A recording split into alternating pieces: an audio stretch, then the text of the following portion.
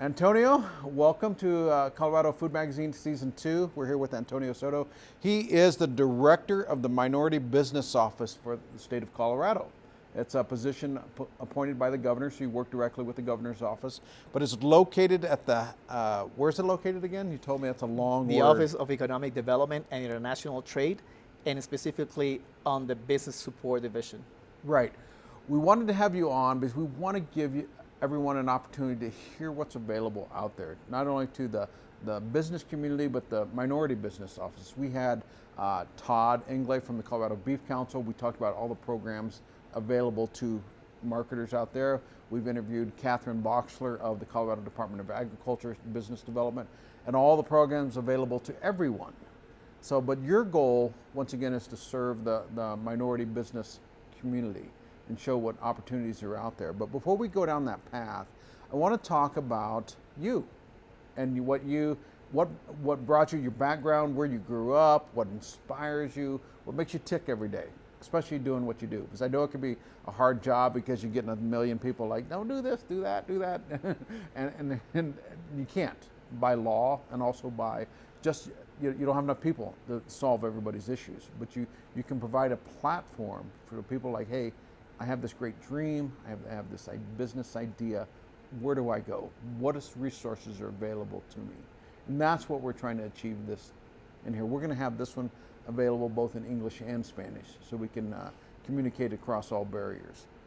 So let's talk about you. Where'd you grow up? I'm just a Colombian, born in Cartagena, that had the pleasure and the blessing to come to this country where we have the amazing opportunities, and you can achieve whatever you want to achieve if you work hard and you're connected and you get the proper tools to be successful.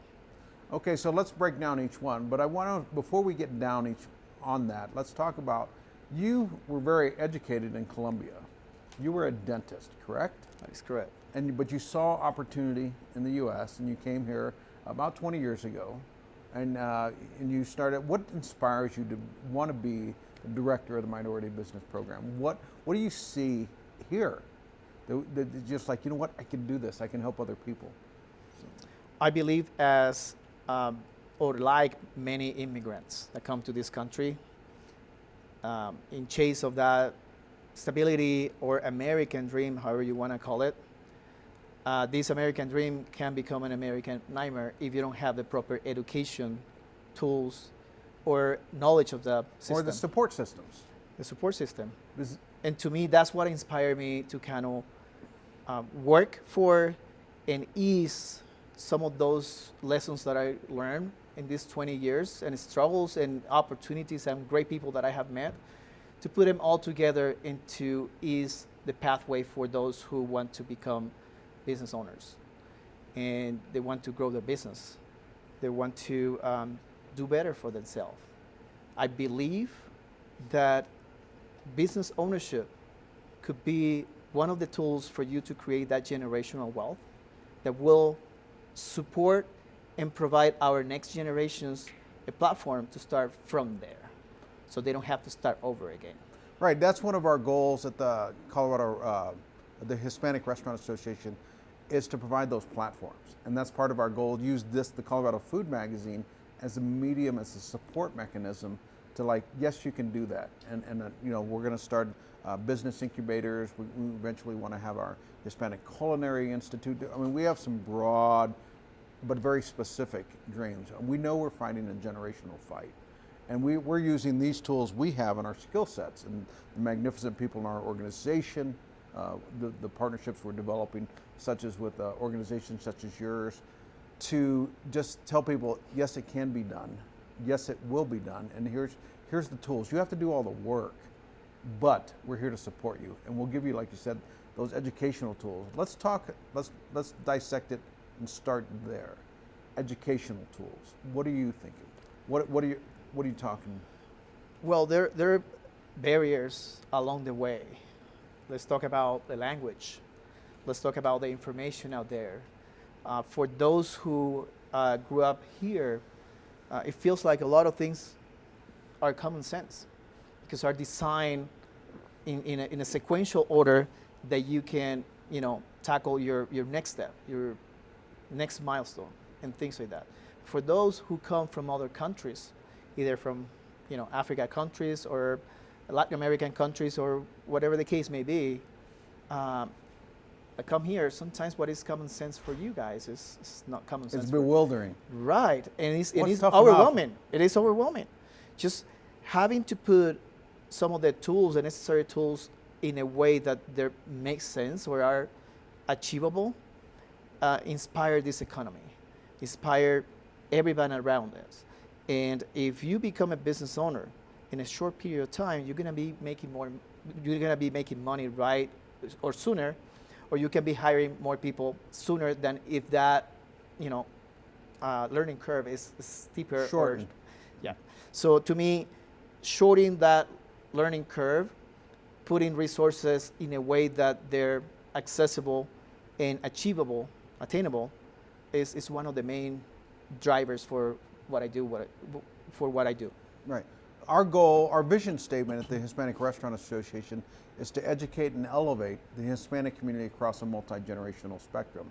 And part of that vision is to partner, such as with organizations such as yours, to let people know that these programs are already available. We don't want to reinvent the wheel. We just want to open up the access and provide and open up the door to offices such as yours. So let's talk about what does the day in the life look like for you and maybe one of your staff that does this, and how does your organization reach out to others to let them know about things going on? Well, the Minority Business Office mission is to outreach, promote, and advocate for business growth. That business growth should be in accordance to MBO-friendly products, in technical assistance and access to capital. What does MBO-friendly products mean to me? They mean accessible, they mean attainable, they mean in the language that you speak, they mean in a way that you can go and actually have a chance. I want to make sure that that level playing field fits your needs and make it, a true opportunity and not just a dream to attain a program, funding, or whatever the case may be. And a support mechanism is, once again, like when it's a team or somebody you can call, or they're not in this endeavor alone. Because I know so many entrepreneurs, you just often feel like you're alone. Like, what do I do? And particularly when this pandemic hit, so many people were like, oh my goodness, what happened? And one of our goals, once again, you mentioned the language barrier. Yes, exactly. One of our goals at the Hispanic Restaurant Association, and one of the tools we're developing, is the Food and Beverage Language Institute. That's where English is a second language. We're going to learn, we're going to use the modern technology to teach them. It's going to be directly related to the restaurant operations and restaurant leadership, and just kind of go down that path. So that way, once they at least get to a basic level, then we can start teaching them business skills and then leadership skills, and then put them on the college runway or path. And your office can help with that, and just showing these are available, and we can use that as a mechanism. Like, hey, here's your tools available. Instead of us having to do everything, we just partner with organizations such as yours. What other tools are available out there? Before I get into the tools, let me tell you a little bit of the foundational work that I believe he needs to happen to ensure that we're giving you the right chance, or we're giving you the right tools to achieve your dreams. Right. And as entrepreneurs, this community is usually visionary. They chasing a dream or that thing that you have in your heart and your guts, and they do economic freedom. Yeah. Well, that's one of the rewards, but also people start a business because they want to chase an opportunity or something that they see very clear that nobody else sees. So per se, visionaries are a very small percentage. So you can tell an entrepreneur, a visionary, where they are, where they want to go, and how they want to go, and what they're working on. but not everybody is the same way. Most of us are skeptical. We want to see things and touch things to ensure that we believe in. And that's the job of the entrepreneurs and those visionaries, to turn that idea into something tangible so others can follow, others can support, or others can consume if it's a good or service. And to me, that's the part of the MBO.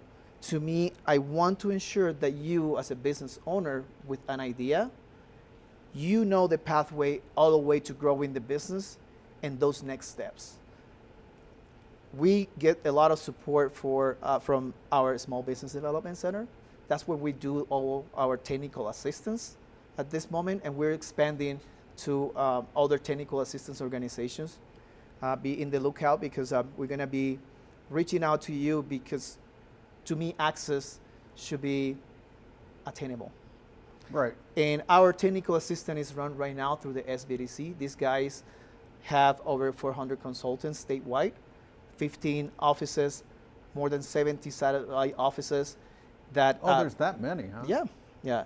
And they can provide the support from idea all the way to growing the business, including business plan, marketing plan, workshops, training, education. But your business should not stop right there. I want to make sure that our office is supporting the next steps or the high growth opportunities. If you want to grow your business, I want to ensure that you know what is the pathway. And that's my job. That's the reason why we are located in the Office of Economic Development and have partners like you, to ensure that we have all the connections for international trade, either export, import, that we have the opportunity for you to grow your business because you want it bigger or want more employees. Like in the SBA profile report, small business profile report, it shows that the food service business is the number one in the range of employees from 20 to 499 employees range. So that means that that's the range where a lot of employees can be capitalized to either keep growing or start their own businesses, like our restaurant. Marco. Yeah, exactly. Empower others, and to me, that's the opportunity that I think we need to empower, make the awareness. And that's the part where the MBO tackles 3 different strategies. The outreach, awareness, and advocacy, that's one. That means that you're putting the word out there, resources, and connecting people to resources. Resources, to me, they're out there, created already. How can we I totally agree with you, because as we look around, when we talk to Colorado Beef Council, the Colorado Department of Agriculture, the Office of Economic Development, now your office, there's so many programs available, but nobody knows how to access them. And like I said, one of those problems is the language barrier. We're trying to solve that. But that's also why so many immigrants come here to the U.S. and they love this country, they love trying to achieve their dream, but there's always that barrier. And our goal is to bridge that culture gap as well as the language barrier. Because Hispanics, Latins, I'm going to use it because that's us and what we're doing, are known as some of the hardest workers in the world. Let's use that energy in educating themselves or ourselves and elevating each other and helping. And I think that's part of our goal here at the Colorado Food Magazine, the Hispanic Restaurant Association, is to let people do their thing, just provide a support mechanism for that. I'm going to use our group as a perfect example. Alan, he's Pan America Media. He's helped developing this. Comes here, worked in Mexico at a high level. He's an entrepreneur. All of a sudden, we have very like-minded people together, and we're a support mechanism. So we help him find business. Same for us. He helps us find, connections. Same thing with Mario, what he does with social media. Brendan, I call it the Brendan brand. Once again, our goal is to educate and elevate people.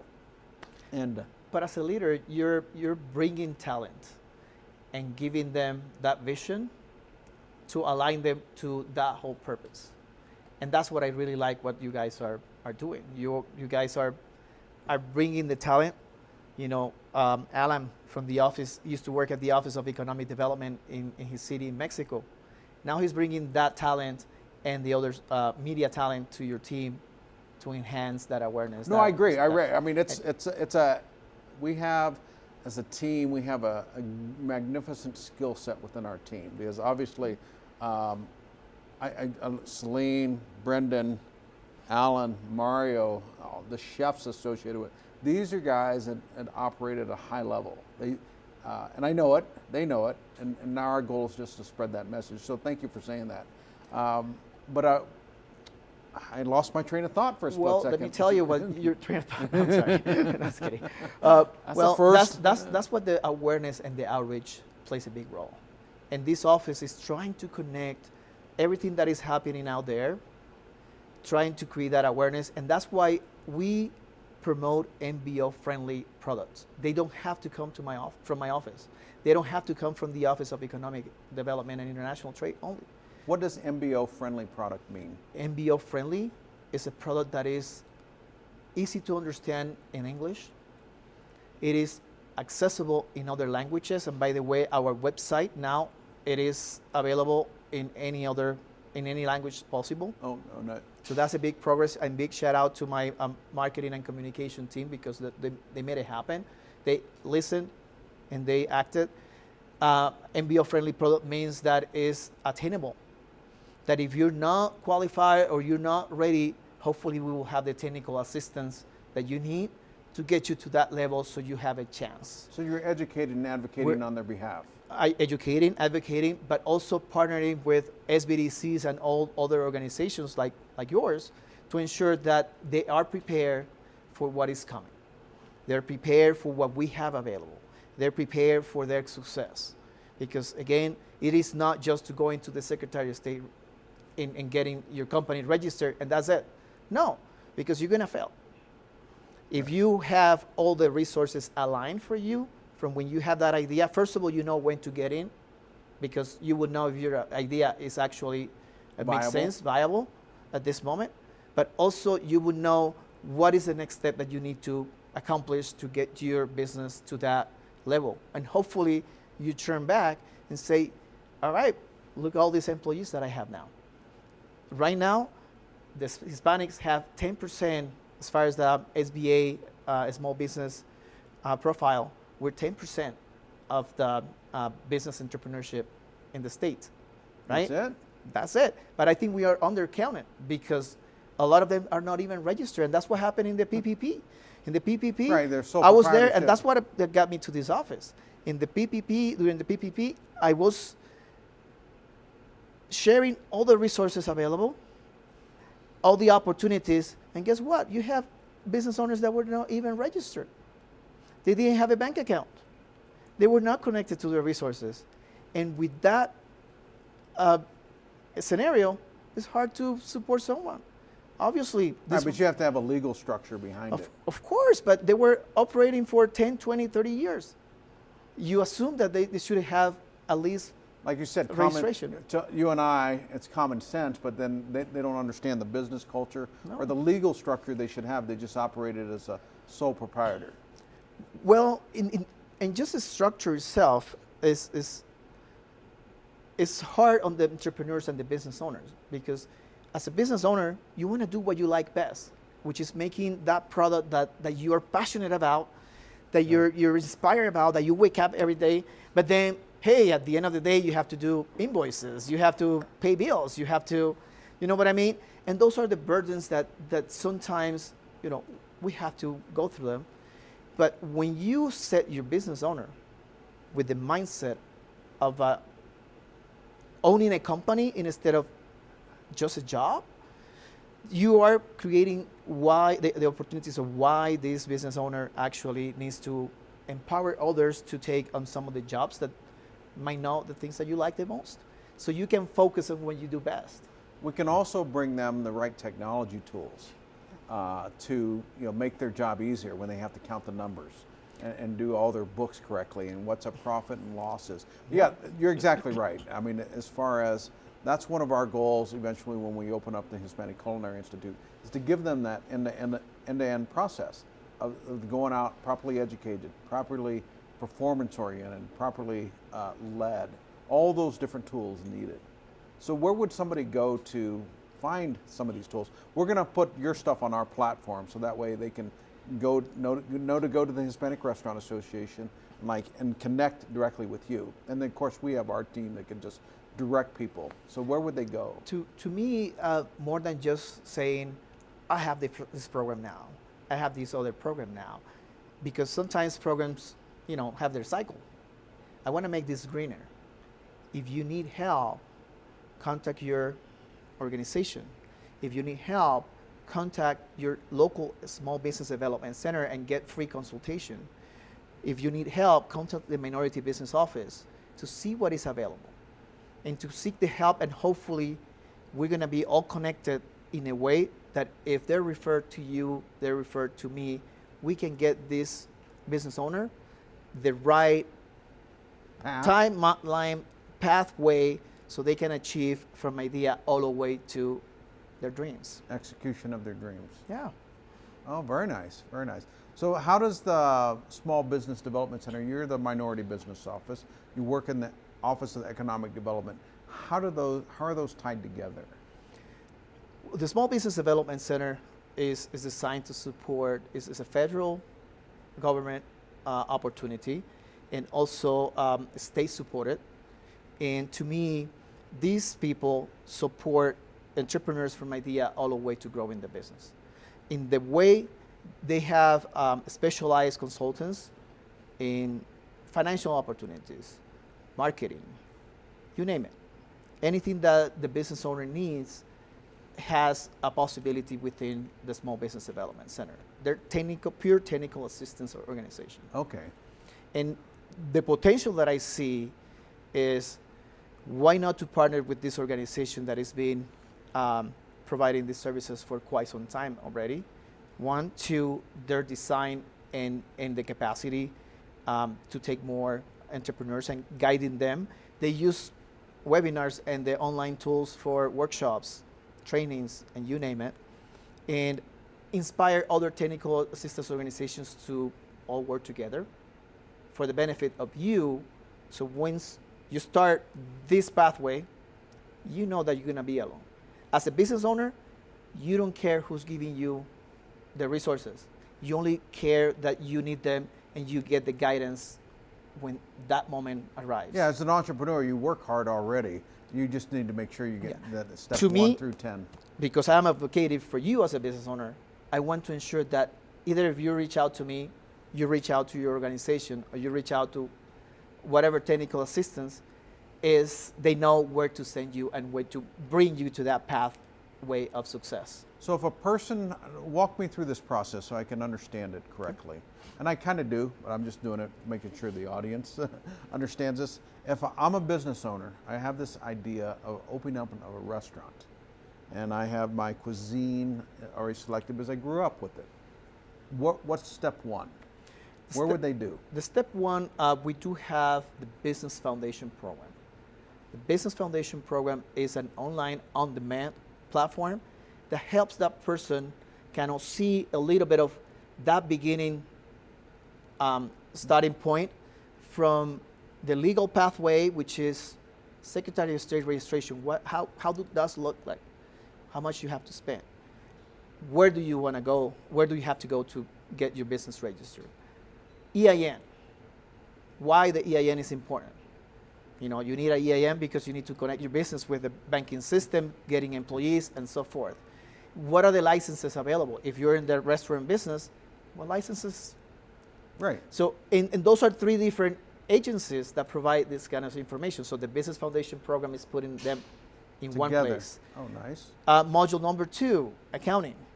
So we call it the accounting pathway, and that provides a little bit of exposure to bookkeeping. Why bookkeeping is important, why accounting is important, why the numbers matter, so you're not making decisions without. Like, oh, I got that X amount of bank. Like, I have that feeling that I have $1,000 in a bank. No, you should know exactly how much you have and how much you need to get into the next That's idea. so many entrepreneurs. Yeah. Well, because we're not set for that. That's another skill that you have to learn and have in your toolbox. And lastly, internet presence and e-commerce.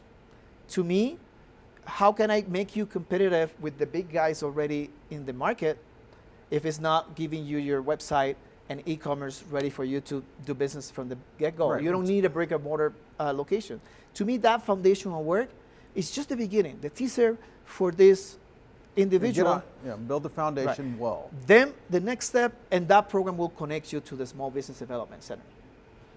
That opportunity will give you a free consultation that can evaluate where you are, what you have, the gaps, the opportunities, and what you need as a next step. This consultant will evaluate, all of this and provide recommendations to say, these are the next steps for you, and do long-term follow-ups. These guys can do follow-ups for years. And that's their job, or is it a volunteer position? Is that one of my big concerns always is the bureaucracy? No, we do have a few volunteers, but we at the SBDC, we have the director of the SBDC, which is housed in the Office of Economic Development and International Trade, Business Support Division. He has the lead center, which have other employees. So you have metrics. If we send somebody through, like, okay, this is being helped. There's mechanisms to make sure that they are taken care of. Yeah, they have performance goals. Business created, business retained, jobs created, jobs retained, access to capital. Because that's one of the things our goals at the HRA is to, when we bring people and put them in certain directions or stuff like that, to make sure they're taken care of. It's about performance. Because, you and I both know there's a lot of people that talk, but few that do. And our goal is to be a high performance organization. Just in the short year that I've known you, I've seen a lot of differences. It's starting to make a difference. And that's our goal. So I appreciate what you're doing. As advocates, you know that our job is to ensure that people are providing the access that we need. Right. That all are working in a way that we're advancing the people that we support. Right. And in your case, I want to make you an offer of the Business Foundation program, because you can house it now. Now it is available. It is free in most cases, except a couple of courses, but we're going to fix that. But you can now host it within your organization and any other organizations, and you can ask the people that you're cultivating to get to your memberships and to get connected to your organization, and preparing them for success. So you can actually house the Business Foundation, get anyone that wants to go through it to get the benefit of everything, all the resources around it. And I can share the data that you provide with you. Oh, I'd love that. Because once again, our goal is to educate and elevate. And then it starts with that business foundation, the mindset. One of our biggest things, and we talk about, is our 5 pillars leadership renaissance model. Because not only do you have to have the technical skills, you have to have that mindset that I succeed knowing life's hard. We talk about leadership at all levels. We talk about education at all levels, professionally and personal, how to develop your skill set as a business owner. We talk about teamwork, relationship building, which results in that cultural ethos of who you are, how you operate on a daily basis. And that's great. We're certainly we'll take a look at that, and that's a wonderful offer. So we'll take you up on it. John, there is no denial that minority communities, especially those who are immigrant, regardless of where you come from, struggle a little bit more than others. Right. And not diminishing anybody, but once you're either a minority community or an immigrant or one of those, in order for you to break the cycle of poverty, you need 4 pillars. You need education, you need housing, you need health. But one that drives the most impactful is the economic development, revenue generation. So to me, if we tackle everything in a holistic way, we can definitely make the dent in an economy that is a circle full circle economy, everybody's important. The little guy, middle guy, big guys, because if I'm not doing well in this economy, I'm holding you down. Right. But if I do well, I promote everything else around you, and you will do well too. And that's, right now I feel so excited. I'm not a political guy, no. I don't know if I want to be, no. But to me, I can see it very clear that from the federal, from the state, the legislature, local governments are kind of aligned for this opportunity, you as a business owner, to get you what you need to be successful. Why not to take it? Right, now that makes perfect sense. And our goal at the Colorado Food Magazine, and as well as the Hispanic Restaurant Association, is just to reach across all cultures, business, leadership, all the way down to the person, and give them the path of inspiration and hope to move forward. Like you said, create that generational wealth and close that generational gap. So what inspires you to do this? To me, I believe that everybody deserves the same opportunities. I believe regardless of your color of your skin, your beliefs, your religion, sexual orientation, you should go and chase your dreams, but have the necessary tools available to be successful. To me, I want to make sure that once you get into that path of chasing your idea, you can see what you will be in a year, 5 years, and even more. So give them a reach for that North Star. To me, like I said, not everybody is a visionary. And for those who are the majority that are not visionary, they can touch it, they can see the pathway to their success. Right. And have no doubt about it.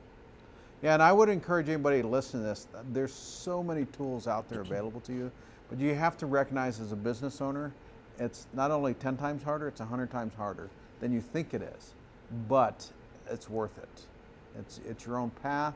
You're creating something, the creativity, the leadership required for that. Entrepreneurship is unique, and it's hard, but I love it because you really are, marching to your own drum. You're creating your own music, and I love that part of it. And that's a large part of our group, or a majority of our group. We're all entrepreneurs, but we're all aligned on the same vision. And the synergy there is 100 times than what you think it is. So it's really cool. We as entrepreneurs feel like we're alone having the struggles, the barriers. When you sit down with other entrepreneurs, you realize that we all have the same situation. And I really mean that we need to have a support network. Right. And that support network includes your organizations and other organizations to ensure that our entrepreneurs, when they feel like they need to recharge, get connected to your organization that you love the most. Right. And talk about it. And you will find out that we know what you're talking about. Yeah. What can we at the Colorado Food Magazine or the Hispanic Restaurant Association, what can we do to help promote what you do? I call it the MBO message. The MBO message is basically for people to know that we are advocating for their success, that we are trying to figure out what they need to be successful. So spreading that message, spreading the resources that we go through our newsletters and the social media, and vice versa. If you find something that is yours or somebody else's that you feel like, think holistic. If others are doing well, you will do well too. So if you feel like there is a resource that needs to be spread out, to me, I just only have one rule for our marketing communications in the MBO, is it has to provide direct impact to my minority-owned businesses. So if that opportunity, that program, that funding is for them, you got my attention. Okay, that's great. Well, thank you for what you do. Appreciate Thank you. Everything you do. We're going to spread the message far and wide as best we can, and it'll be as we develop the relationships around it. We'll have a broader impact. That's what the Colorado Food Magazine does. That's That's our medium to get the word out there and talk about everything available. So thank you for coming on. Thank you, John. Appreciate it. Mm-hmm.